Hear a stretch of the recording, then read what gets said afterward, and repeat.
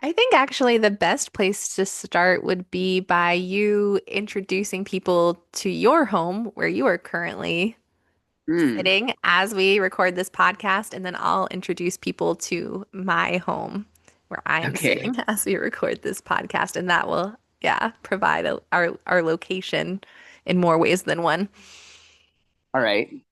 I'm sitting on the deck of the butterfly house. Here, I'll show the view off the deck first.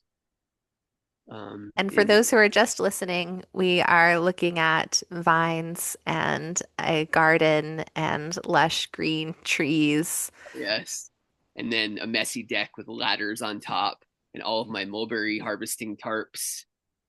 and a And cob building with green yeah, windows. yes, green rimmed windows. And we're going into my kitchen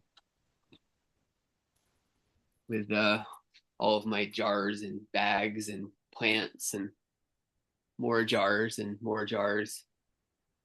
And on the fridge are a mixture of French erotica magnets and magnets that are mental health terminology. I figured that was a good mix. Ooh, yeah, I like this. Okay, so I'll show everyone what's on my fridge.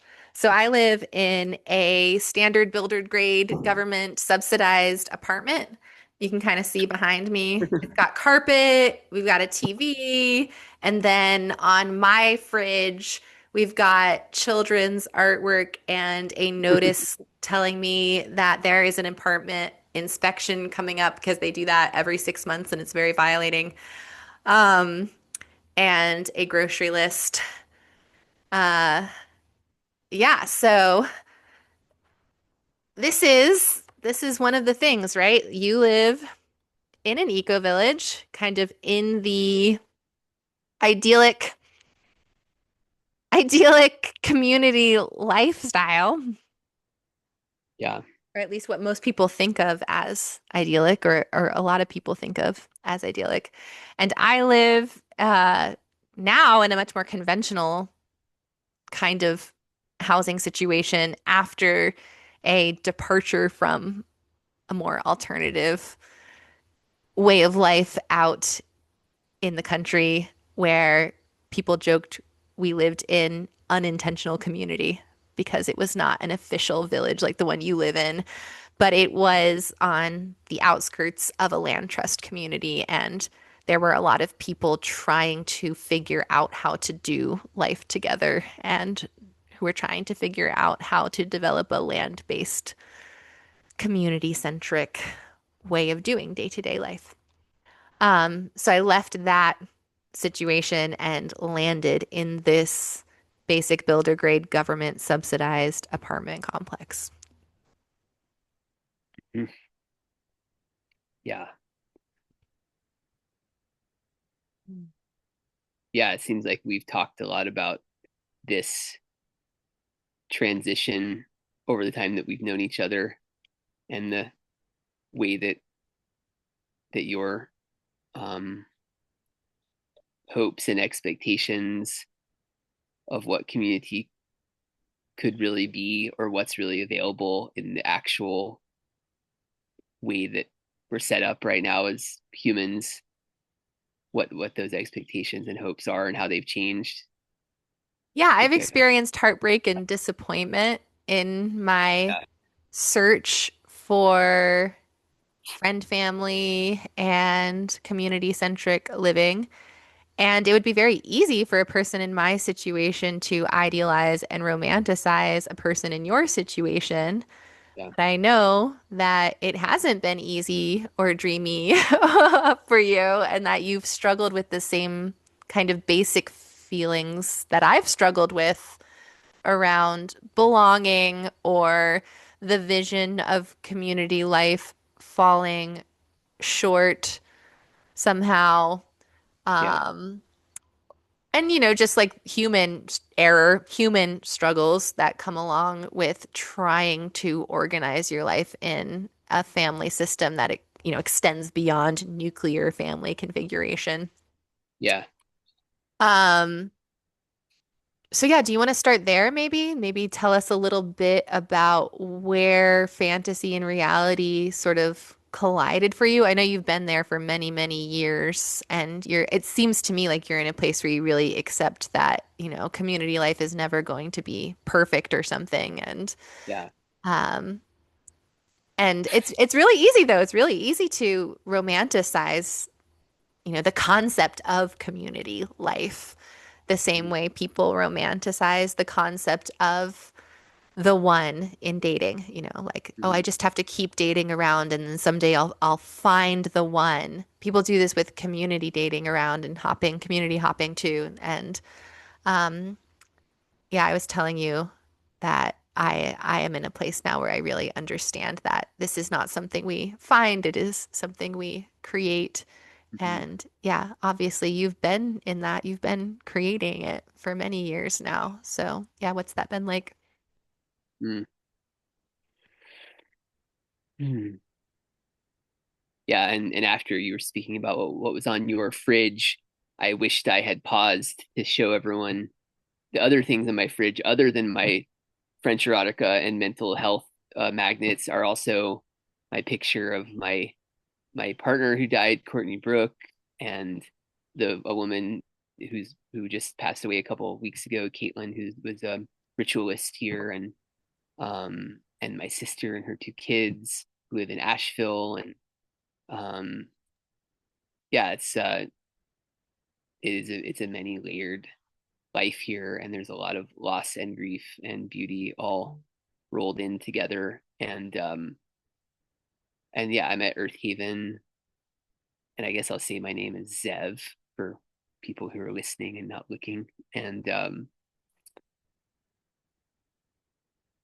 in my 15th year here, and and I mean, I will start out with I am really grateful. There are real benefits and functionality and types of support that I experience here that I never experienced in my previous life living around Western North Carolina. I grew up over in Silva, so I've lived in this area my whole life, but there is something that has been kind of achieved, I think, in a level of belonging and material security and support systems and resilience and emotional and relational fabric and trust at Earth Haven that I feel really grateful for to be part of. And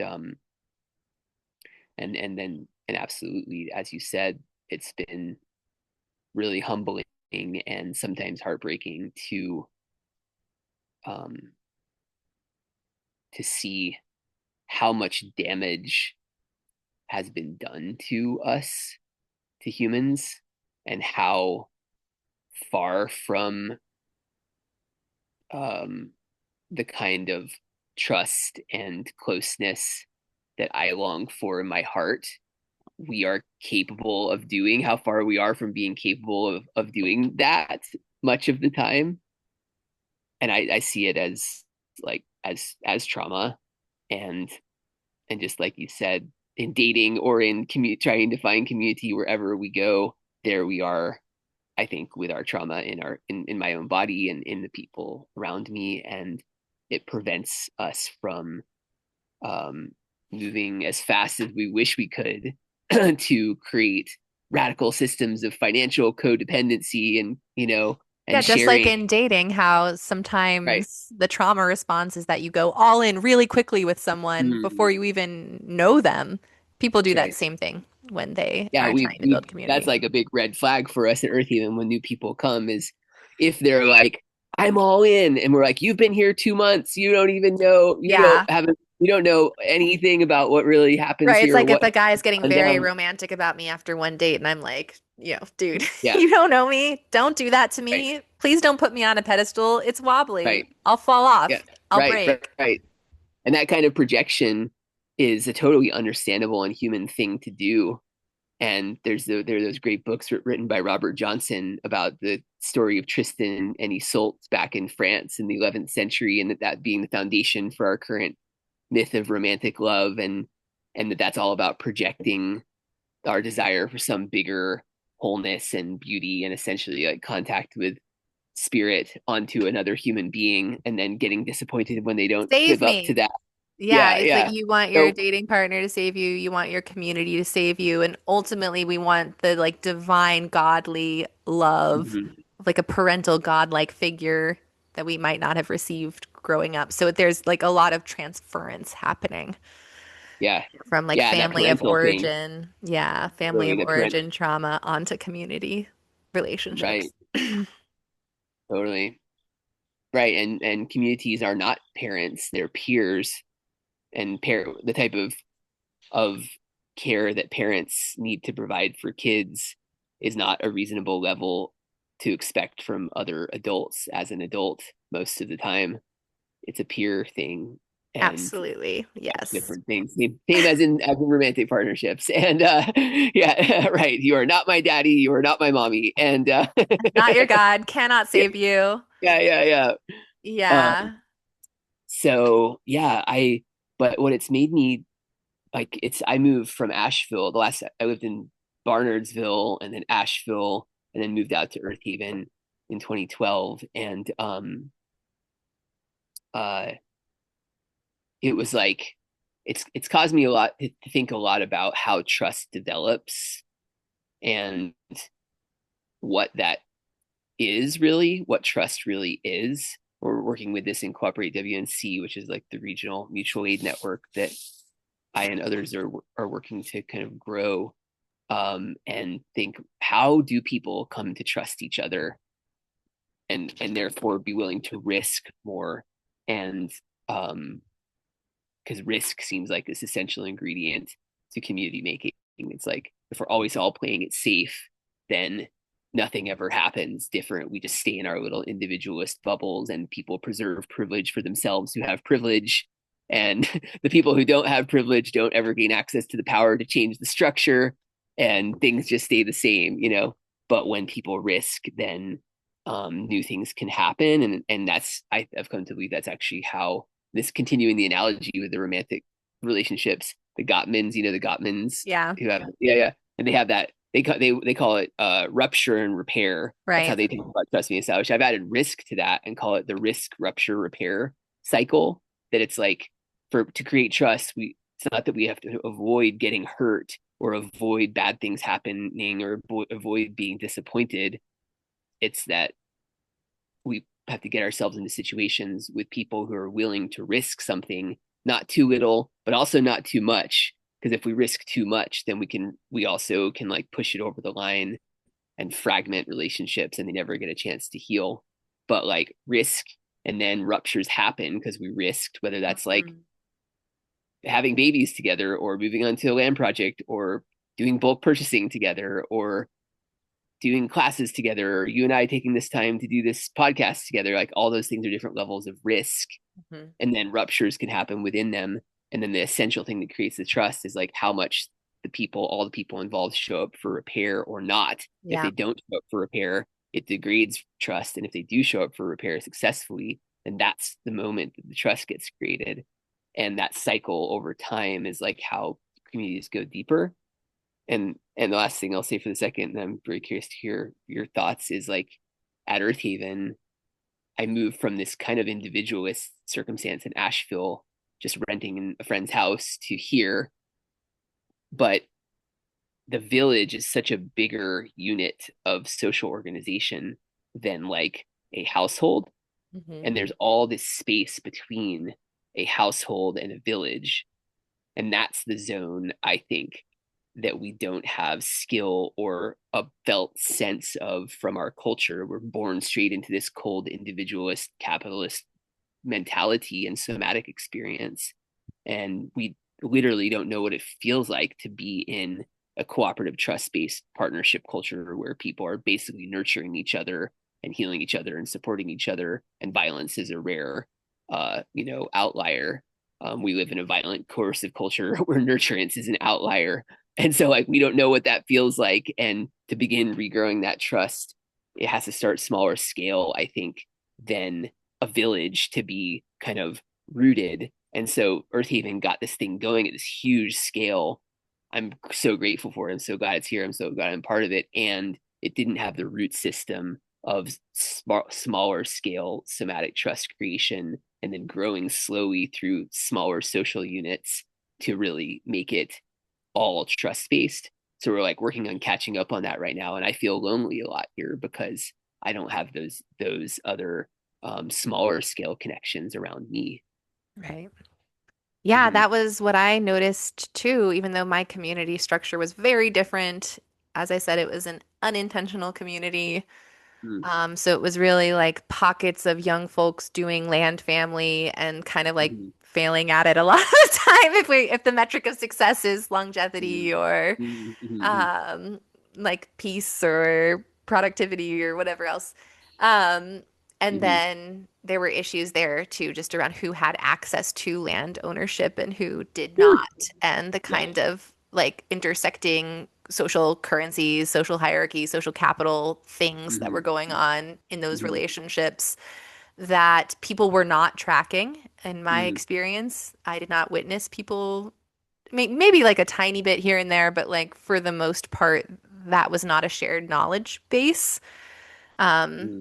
and so it made things challenging um, because essentially it just started operating like you're in the club or you're not in the club based on whether or not you have access to what the scene values in terms of your skills and the books you read and how you posture and how you dress and what you eat, and or how much family money you have that allows you to like go in on purchasing land. So all Yeah. of that was in the soup.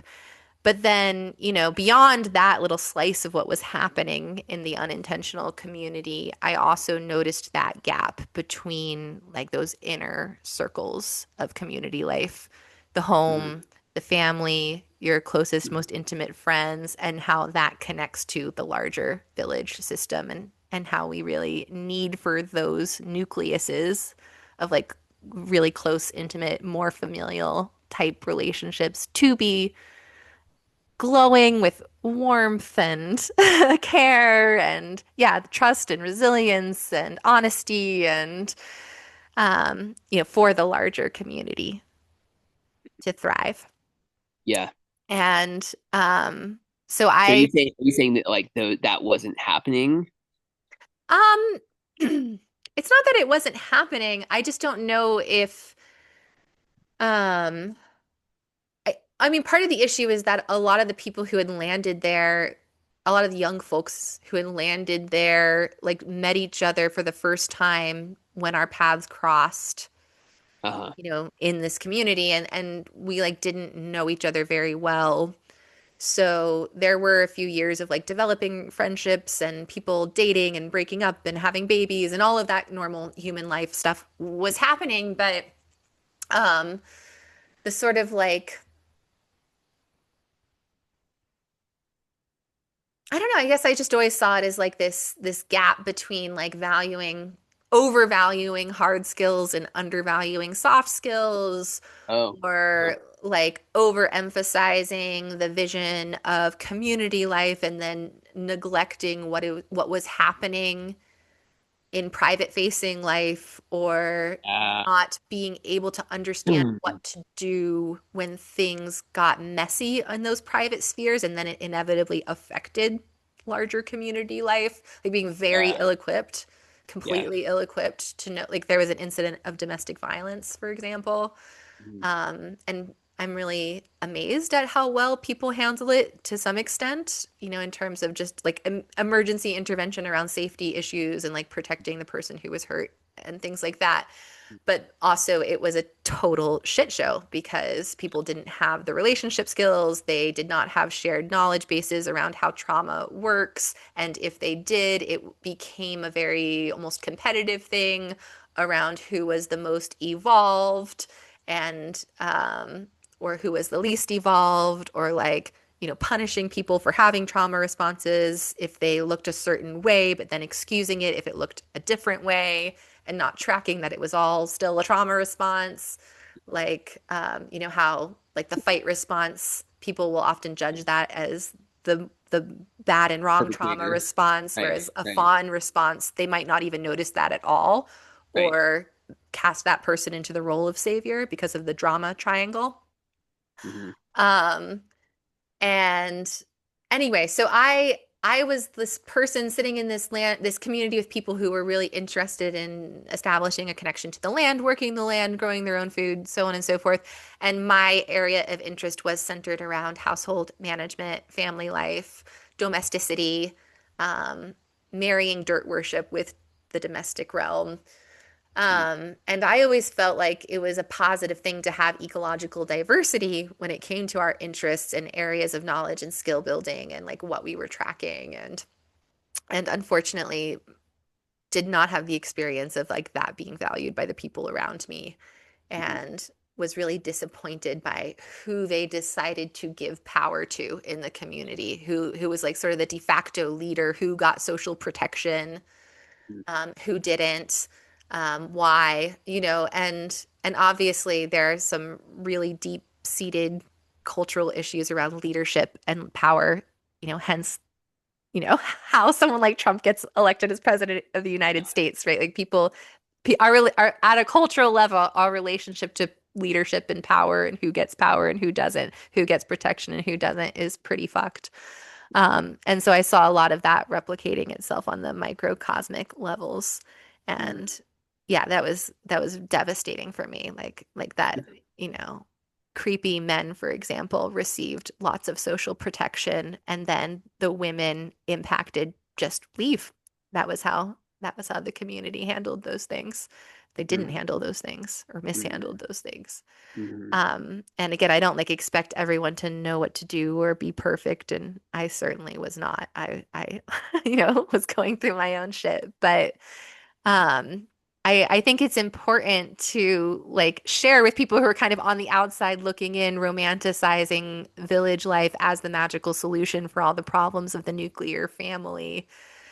Like I just like want to let people know like, hey, the same shit happens on the village level. Like that's what you're getting into when you decide to carry forward with these experimentations. And yeah, so I'll pause there. Hmm. Hmm. Hmm. Hmm. Yeah, it brings up for me a lot of wondering. People are always very frequently asking me because I was working as a permaculture designer, working with people who were trying to start land projects for many years, and then started Cooperate WNC. And people were always like, "Well, where do we start then? You know, where do we start?" Because of all of the things that are known to go wrong, and just how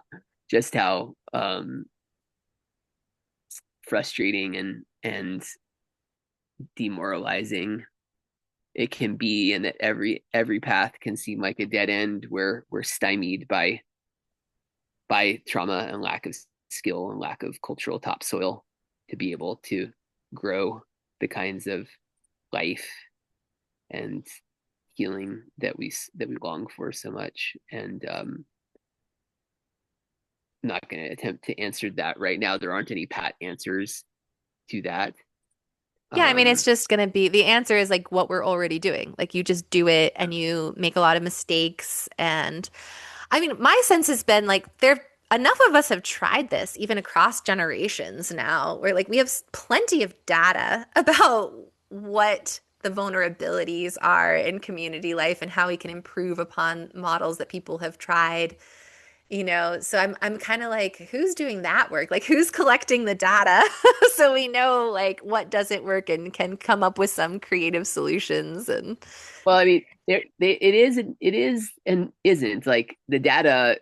The best data is held by, like, I would say, the community's magazine crew that puts out that magazine and has that, I hope, very sophisticated website with a bunch of different um, literature and research, and you can go search communities by all these different factors and if in search fields and hear about the stories of different ones and stuff. But um, I think that what hasn't been done as well is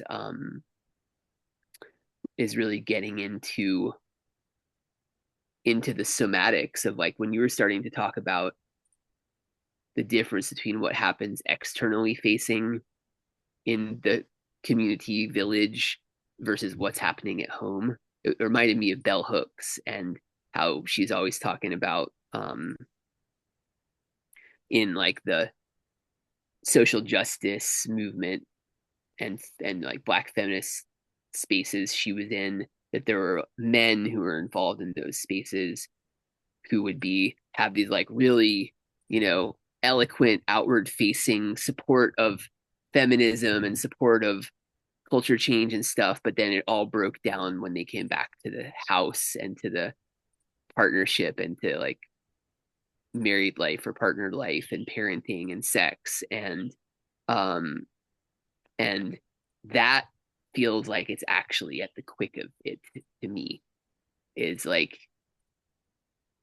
and this is one of the really really life-giving parts of your and my conversation for me too, is knowing that's what first called me to wanting to be in conversation with you more, is reading your writing about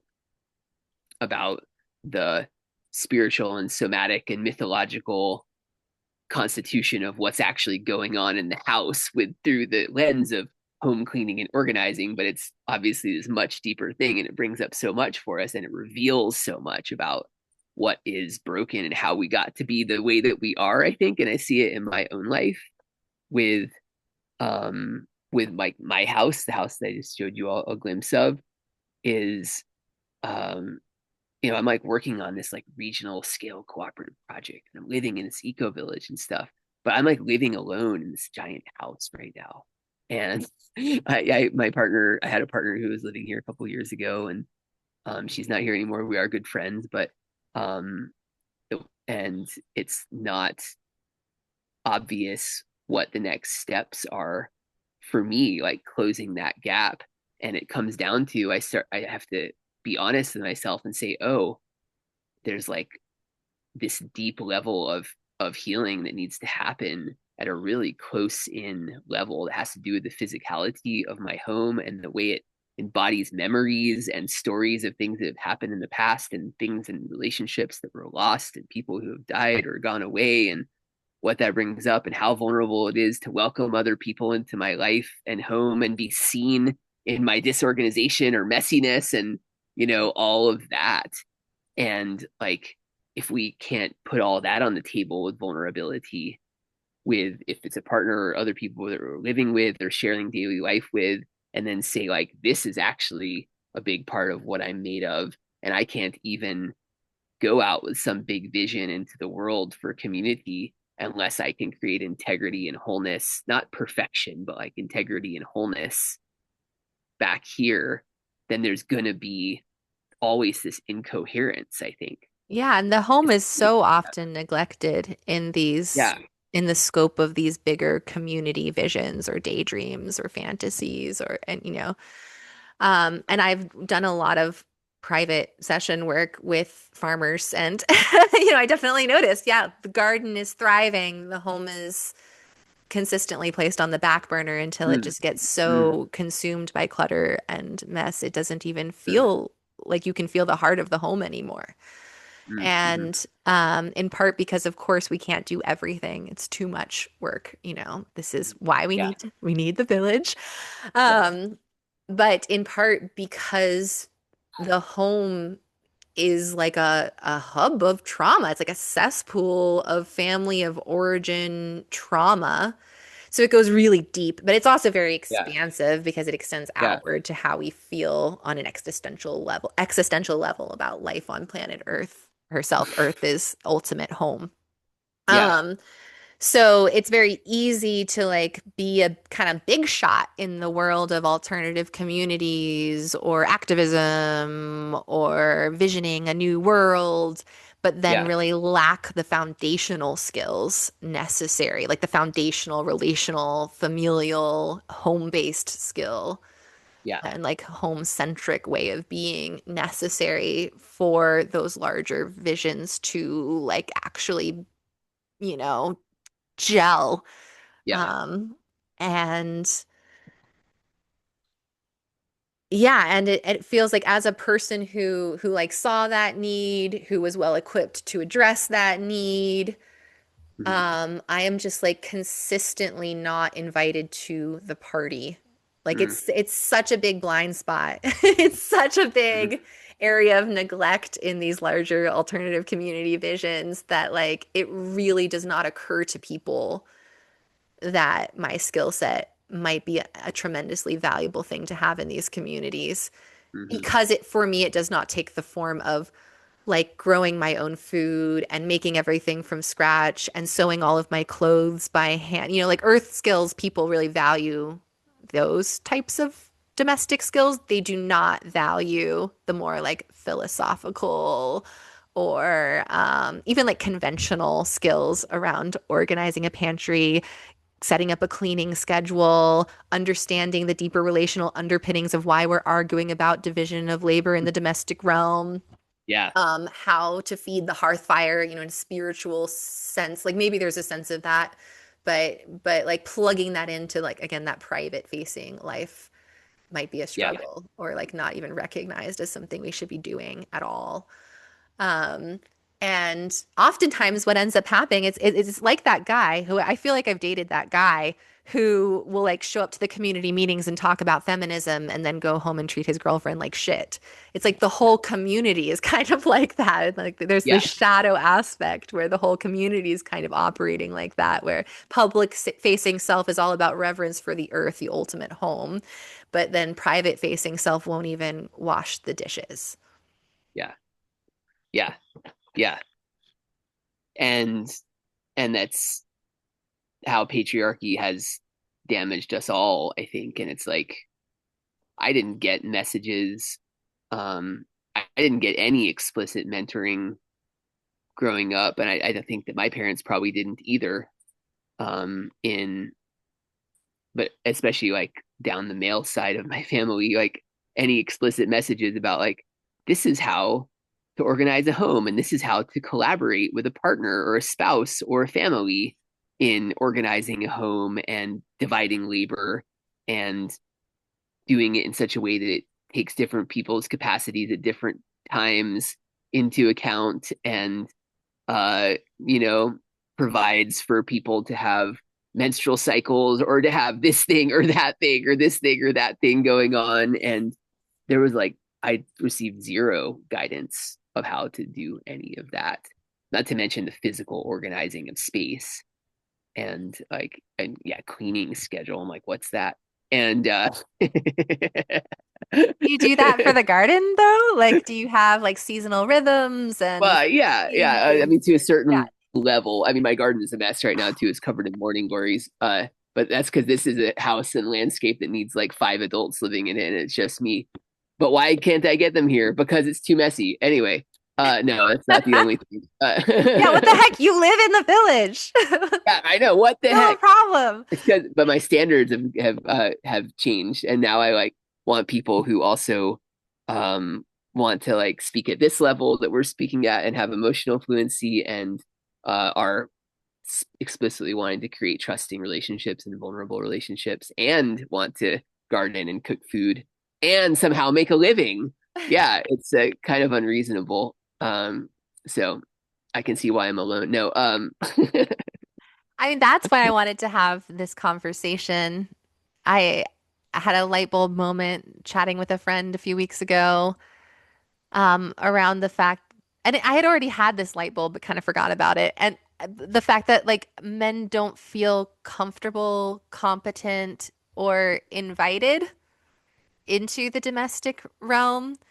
And they certainly don't have any sense of that being connected to their identity in quite the same, maybe they do, but not in quite the same way. It's not as intense as it is for women and people socialized as female. right. I'm not Um, as afraid of being judged for it as maybe a lot of people right. socialize as women Yes. are. Like Yeah, your, right. Like your value as a wife, mother, partner, right. so on and so forth, community member is so tethered to the home, you know, Yeah. for many, Right. many women, female socialized people and are just like, it's the home, you know, or maybe they do care, but they just, yeah, again, feel like they're not invited. They get in the way. They don't know what they're doing. Right. They're gonna make Weaponized someone mad. Like they're incompetence. gonna do it and then do it wrong. Yeah. Right. Right. There's weaponized incompetence, and then there's like shame-based incompetence. I'm sure they're Yeah, related to each other. totally. Yeah. It's like I do notice the messes and the disorganization, and I don't know how to manage my time or like do things efficiently or with enough of a holistic perspective to change the patterns all the time. And So it's like, I mean, you're doing a lot of work outside of the home, you know, yeah, and that's very real. And right, that's what most of us, I mean, I'm sitting in the craziness of cleaning other people's homes for money. Um, I do like the specialized holistic housekeeping work, right, um, which involves like education and writing and private sessions and spirituality. But then to pick up the income gaps, I clean houses, I babysit other people's children. Um, so even I, you know, even though I have all of this domestic skill, like the more I work outside of the home and other people's homes to provide for us, the less energy is available to tend to my own home. So I'm sitting in that too. Although I will say my home looks very nice, all things considered. Not yeah, perfect, but um yeah, it definitely is not as clean as the people that I clean for. right, So it's not a like simple, straightforward thing, even in a practical sense. But like you said, there is a holistic way of approaching it that makes it much more possible. And what I find in my work is that I have to connect with the hardship a lot. Like I have to connect with the hardship that people are experiencing around managing the home kind of over and over and over and over again and speak to the hardship and speak to the hardship and speak to the hardship. And then, and only then can people even begin to open their mind to the possibility that it doesn't have to be such a hard thing. mm, Um, mhm, so yeah, the home is like managing a home requires a whole other mindset from other kinds of creative work because it is a Sisyphean task. And so it's very easy yeah, to feel tortured by it yeah, and feel like all of your effort is in vain. And, you know, there's a lot going on right. there. Entropy, unraveling, dismembering, always happening. Hmm. Yeah. Yeah. But yeah, Mm, I want to invite men into the domestic realm and support them, you know, not only in feeling welcome there in the first place, but in developing their sense of competency and helping them connect the dots around just how big an impact this has on their familial relationships, dating relationships, marriages, you know, their relationship with women they love. Um, yeah. and because I think if men like fully understood how big an impact it has on family life and romantic relationships and erotic bonds, they would be like clamoring to learn these skills. Hmm. Yeah. It makes me wonder about there's a pattern that I've noticed. I mean, in terms of domestic life and domestic tasks, I tend to find myself doing a lot of cooking.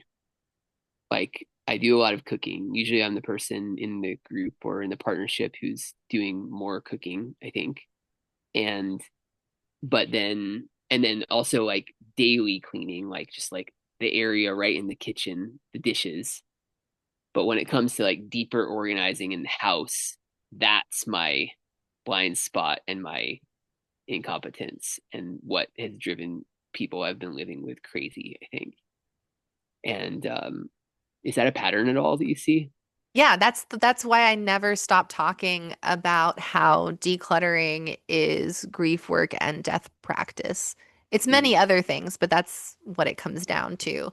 And it's so interesting that that's a thing in your home and for you because you are a person who is very well acquainted with grief work and death practice and, you know, has lived through tremendous loss, actual death, Mm-hmm. many times over. So but also I do see that a lot, you know, because objects can become sort of like talismans of grief, or like a backlog of Mm. grief and memory. Um,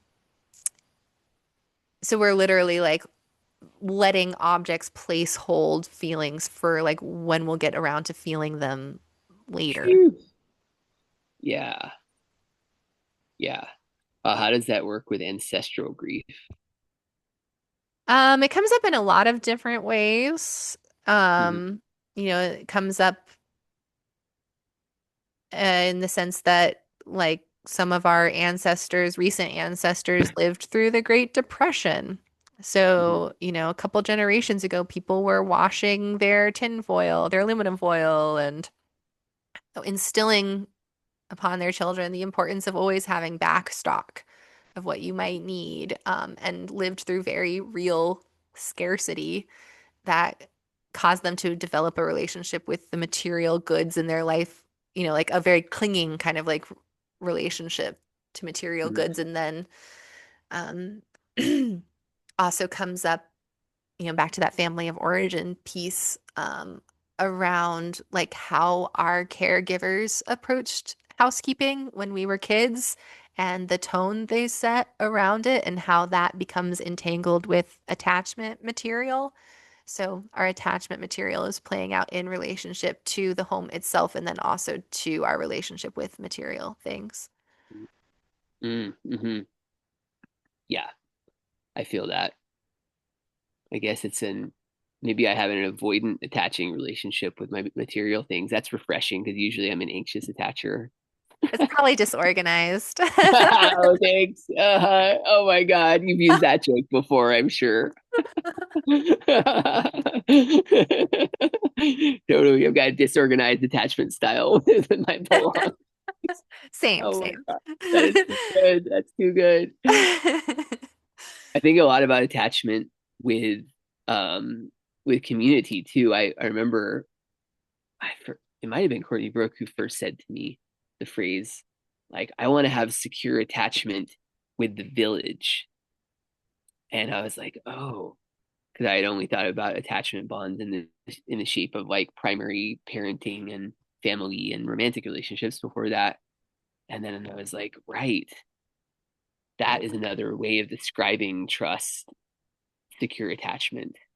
It's like the sense that we're not going to be abandoned and we're not going to be violated, and there's a respectful, connected autonomy and interdependence that actually is like secure attachment bonding.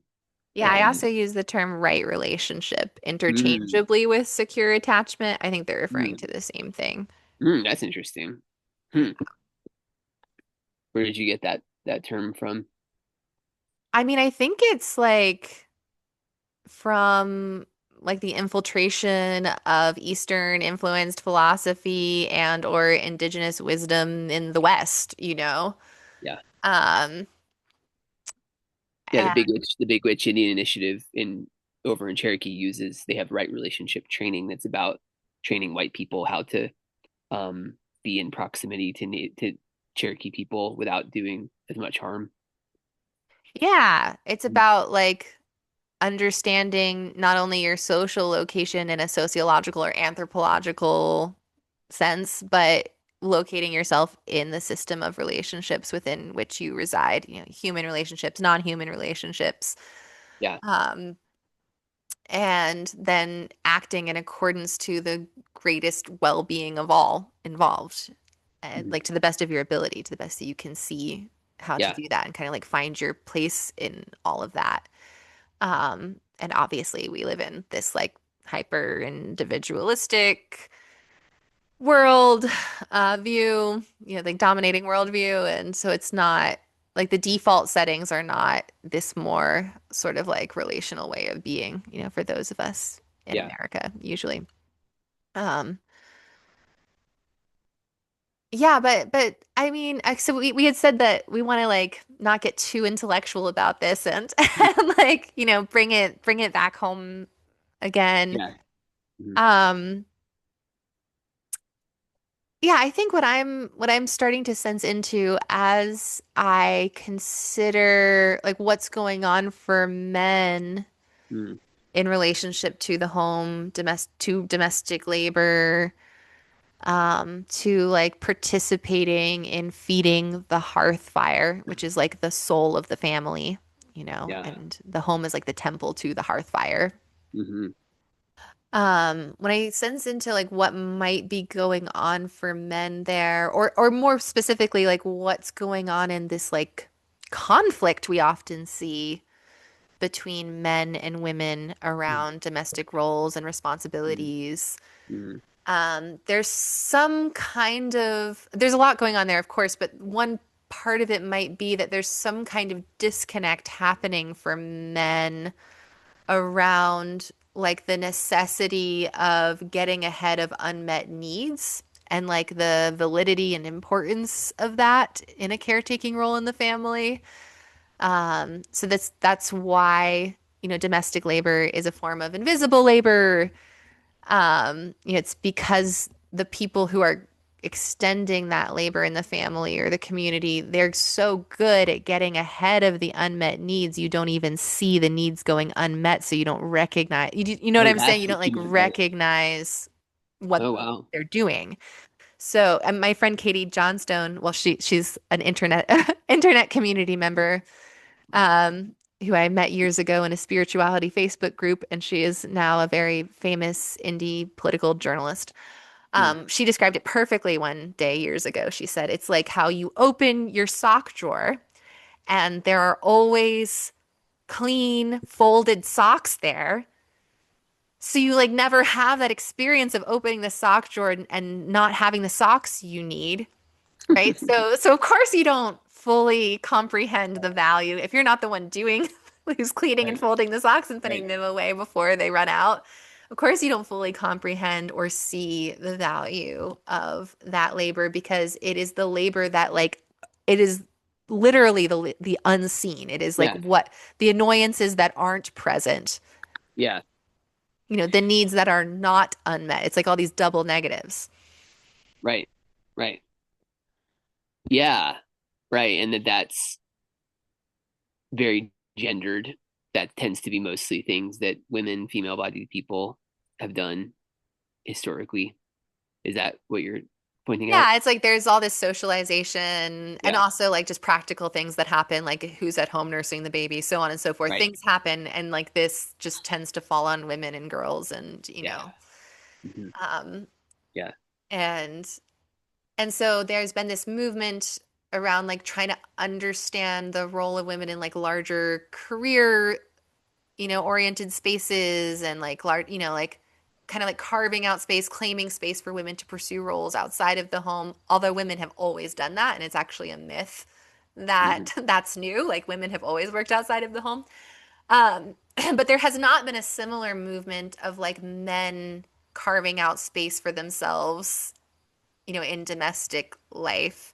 In part because I think a lot of men want to be respectful and like don't want to Hmm. like dominate or Hmm. something, maybe. Hmm. But in part, yeah, because it's not valued or it's undervalued or it's invisible or yeah, just because they feel like they're not invited or something. I don't know. Curious what Hmm. your thoughts are. Hmm.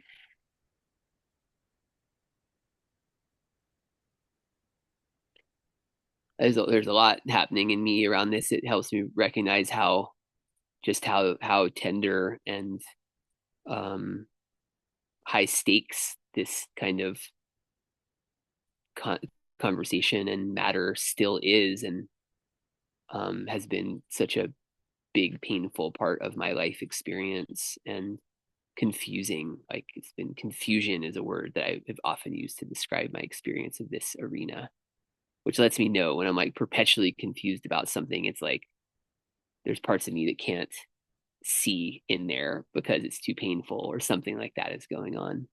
um yeah. And it's like, on one hand I can say things like, well, it's because I'm like too busy taking care of other things, you know, to have the time and presence to focus on those things. um but then also another couple layers down of vulnerability on that is like I was speaking earlier about my upbringing and like the message I got from like watching my dad in the world, but also hearing him speak um and my dad, I love my dad, and he's taught me so many great things, and he's really a role model for me in a lot of ways. And there was this like, but there was this way of things that matter are the like big visionary movement things like saving the earth and my parents are social and ecological activists and I was raised in a household like that and that was like the messaging and um that's what's important and that's that kind of like bold action and language and conceptualization of our role in society is is the most important thing and so I'm very comfortable with that like being a man in the world with that kind of approach and things that are less visible and things that are less like outward facing and less like yeah audible visible um it's harder for me to actually feed my own self-worth my own sense of self-worth when I scale myself back to those things and so I definitely perceive that in my choices too is like okay yeah there's some like I need to do stuff out in the outer world and make money and do things to take care of the landscape and in my community either outside of the home some things that really need doing that I'm really in service for and that really need to happen for survival but then there's some like getting to choose to do more of that and not doing the quieter more invisibilized things at home because that's how I help myself believe that I'm worthwhile. So I feel that mix up in there. Is that getting at what you're asking about? Yeah, that's part of it. And it's very much the inverse for me, because Mm, I don't have access to power or like I don't have like the social connections or like any of these things or the socialization right. necessary to like do big things in the world. Yeah. Even though I think I would kick ass at it, like I have all of the sort of like foundational skills and competencies and Yeah. I have like all the capacity, all the potential, I just don't have the privilege, the time, the energy, the social connections, the social Right. permission, the Yeah. social, So I channeled all of that into the home and Right. into like really like building that up for myself as equally important as all of these other things and sort of like ground zero. We've talked about life permaculture a little bit and how the home is. I called it zone zero. What did you call it? It's like zone one. Yeah, right. A lot of permaculture people call zero being the actual person and their own heart and internal experience, and then one being the home and immediately outside of the home. Yeah. Yeah. Mm, Yeah. So I was like, well, this is zone one. This matters. And not only that, but all of the spiritual insight that could ever be available to any human being will be available to me through making homemaking my spiritual orientation and through like mm, home life providing the scaffolding for my spiritual exploration and mm, revitalization and recommitment and all of these things. mm. And so yeah, I kind of have this. I mean, we were talking about this a little bit in preparation for today. It's like you're having this experience of sort of like a vibrant life outside of the home, Right. like a really full and vibrant life outside of the home where you've really developed your strengths and have found ways to bring those strengths to the people around you. And you Mm, have really strong vision and commitment and capacity and aptitude. And then you come back at the end of the day, to right. this like large empty Mm. home that you own outright Right. and like Right. all of these things.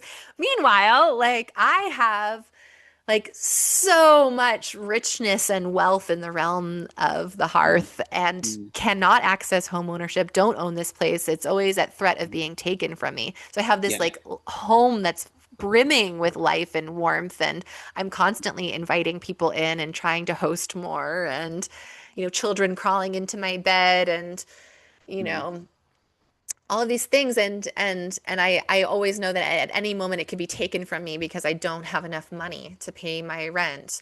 Um, and and I'm surrounded by people doing big things in the world, big brilliant people doing big brilliant things in the world and starting all of these communities, and I am never invited to the party.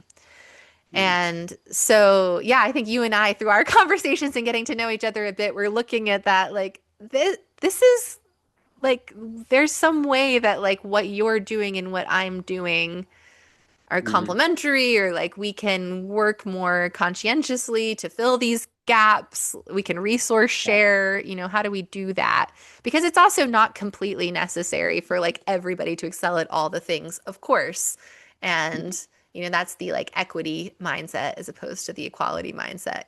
We can contribute in different ways that hold value Yeah. like Yeah. that. Yeah. Would Um, you say, can I ask a question, or were you mhm. were you about to say something else? No, go ahead. I I was just, and I was remembering this from our pre-conversations too, but that I'm very much in the moment in an active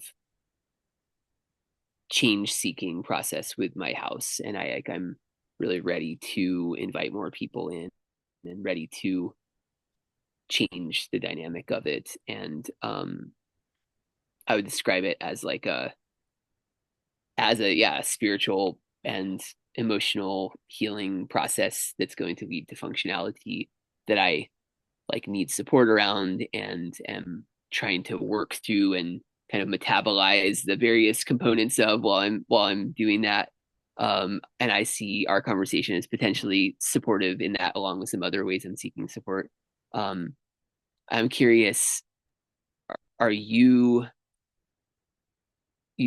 earlier you described it as like I'm just living in this place and I'm just doing it like this. Are you basically like content for now with how your life is set up and you're gonna just ride it like this for a while? Or would you describe it as if there's some type of um goal or change or transformation that you're trying to work in your life right now? Pretty recently I came to a place of accepting that this is just what it's going to be, Mm. at Hmm. least for a while. For a long time, I was stuck in this mindset around like how this is only temporary and I can improve my circumstances and eventually my work will take off and I'll make more money and be able to access home ownership or for a long time I had dreams of partnership, and that can provide certain kinds of resources, although not without great risk. Yeah. Um, Mhm. and uh and now I'm just in a place where I'm like, yeah, like this is a whole human life. It's fine. We have what we need. I can make a beautiful home anywhere. I've shown myself that over and over again. That's how I provide stability for my kids in part through like otherwise very unstable housing situation. I feel very lucky to be in the position I'm in. Mm. Obviously, I have a lot of trickle down privileges too. So there's like, Mm. privileges and disadvantages going on in my life. Um, and I'm focusing in on the fact that community is not a concept or an abstraction or an idol. We are never not in community. I am already in community, Mm. and I'm trying to establish a stronger sense of home in my neighborhood through local businesses, through forming relationships with like just whomever happens to be around me, and then, of course, being discerning about like who's in my inner circle. But otherwise not being so picky and judgmental and like not needing the world to be a certain way or other people to be a certain way to feel that sense of connection with my Mm, community, like the actual community that I'm already living in. Um, so I'm thinking about how to become a better friend, what it takes mm, to have lifelong friendships. I'm thinking about how to establish traditions, like yearly traditions with my children and my friends that create a kind of mini culture, like a mm, stronger sense of culture in my little sub community. mhm, Um, because we live in a tiny apartment that we don't own, I am allowing myself to feel more ownership of the local parks, as if the square is my front yard and the library playground is my backyard.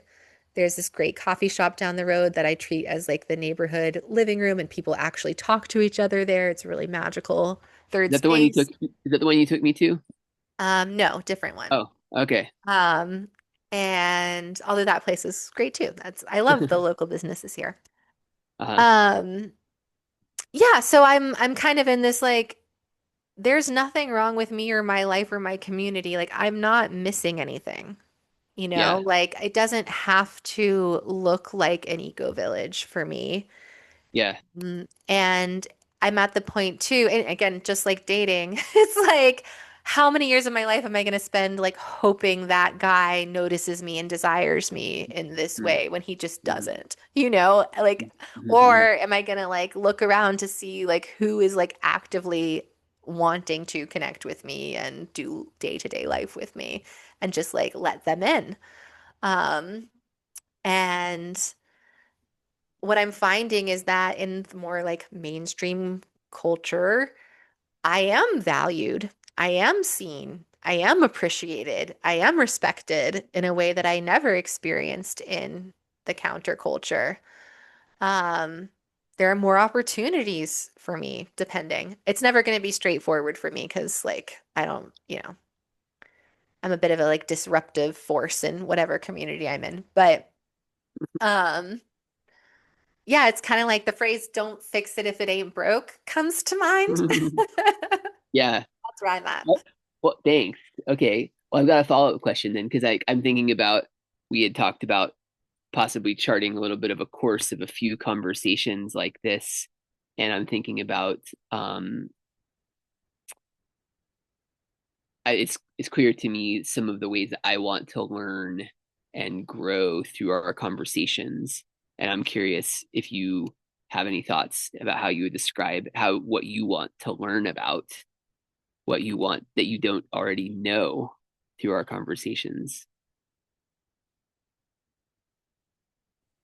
I don't know. I mean, you had mentioned before this call that there's like some kind of healing happening for you Yeah. in how you it's actually like a form of healing like in relationship to community, even though for you it's like showing up in your relationship with your home and like what the home represents and um it feels similar for me. It's almost like getting at the belonging wound or something. Mm, Or just like understanding how I can still be part of the counterculture even though I don't have access to it. Does that make sense? mm, Like how can my life, how can my work remain relevant to the counterculture and to these bigger, broader collective visions, even though I feel like nobody's opening that door for me and like never has. mm, mm, mm, mhm. Yeah. And the counterculture. I think I have an intuitive sense of what you mean by that. Yeah, Mm. there's no Yeah, perfect yeah, way to name these things. yeah, Hopefully. yeah, yeah. Yeah, got it. So can I reflect what I'm hearing and see if I'm getting it? Yeah. I think I hear like sounds like you've got a lot of acceptance for where your life is at, and like maybe there's some mourning and grieving of dreams that were there that you don't think are going to look the way that they were that you thought they would or something, but at the same time like you're seeing um a lot of little ways that community and village are present, and that there's a lot of beauty present in the way you're making hearth and making home in little moments and places and relationships, and that but that it's uh still, it's like I think I hear you saying you want some belonging in some of the edges where the counterculture resides, where the people are trying new things and trying to do forms of healing that are uh, dealing with the coercion and violence that's in our culture all around us, and finding ways of relating that feel satisfying, and like you feel drawn towards those people and those places Yeah, and at the they're same time that, everywhere where we right, live, right? And yeah, I've only right, accessed it through internet community. And I'm like, what the fuck? Like yeah, it's everywhere. It's everywhere yeah, around me. right. So it's like a little bit trying to, are you saying that you're like a little bit trying to find translation pathways or like secret trapdoors in to points of connection that feel authentic to you with I the want to feel more counterculture connected people? to like Yeah, Western North Carolina, yeah, like, like people who are having these conversations and doing these things in a more like like with more like metacognition and yeah, even like the spirit of an artist, like playfulness, mm, experimentation, and almost like I want to know because you have such strong leadership mm, qualities. You're such a strong leader. I don't know if you experience yourself that way, but I perceive you that way and I experience you that way. mm, And I feel like I have leadership qualities, but mm, again, they're just not recognized in my real life community. mhm, mhm, And mhm. they're not recognized in like the broader Western North Carolina countercultural boom rah rah. So I'm a Right. bit like, how do I do that? Like, how did you kind of like establish yourself? How did people Mm, like accept you in that role beyond the mm. obvious, which is like being high integrity, offering something of high value, being really skillful at what you do? Because again, I feel like check, check, check. Like I got all of that, and I'm just kind of sitting here like, is it the misogyny? Is it me? Like, what's happening? You know? Yeah. Why is this such a Ooh, problem for me? interesting. All right, maybe this is a place to go for the next conversation. Yeah. Bookmark. Yeah. So do you feel like you have a sense of like what you're hoping to work through in our conversations too? Well, yeah, I think I think it's like what I'm doing with the house, and what I was saying about there feeling like there's a gap in my integrity the between my own body and heart and home, and the like outward facing cultural organizing stuff. There's this there's this gap, and the gap involves my home, and um that like working through what's here to actually be part of a what I call a crew. It's like in the mutual aid archetypal language, it's like 47 people living together, that which is this like archetypal thing around the world that people do everywhere. It's bigger than nuclear family, but not so big that it has to be managed with bureaucracy.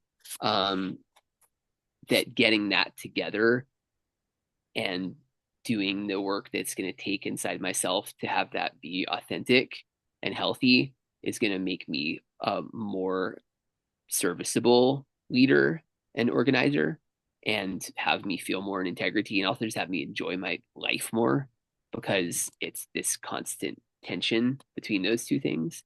So I feel like for me our conversations can help me to work with that whole multi-layered system of my life, home, culture organizing, and like feel less alone, and also develop pathways and give myself empathy, and hear stories from you about other people you've worked with and the way you do your life. And it's helping me to kind of like gently get in there and see what's going on.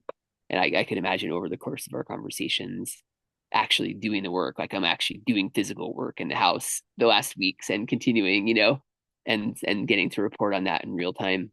Yeah, I could totally that was what came to me too. And then also this sense that like we're in an emergent portal, ritual portal, so we actually Mm, don't know what we're going to gain or uncover or, yeah. discover is like the actual thing trying to move in us through doing this. And I'm Mm. feeling kind of excited to see what Me comes of too. each of us. Mm.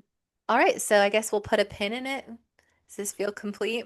Yeah, it's like we built the main framing of the house of the conversation, We did. and now we'll put the sheathing and cob and slip straw and lip plaster on it, and then we'll see who comes to live inside the house. Ooh, yes. Will these be wanted house guests or unwanted house guests? Yeah, right. Will we be able to have clear enough boundaries with them and clear enough invitations for them to live healthily in the little community of our conversation? Will they remove their muddy boots before they enter Right. the home? Will they take up residence on the couch so long that we have to have an awkward conversation and kick them out? Will they drag burdock seeds into our gardens against our wills on the cuffs of their pants? Yes. Stay Uh-huh. tuned. All right. Thanks, Alyssa. Really enlivening.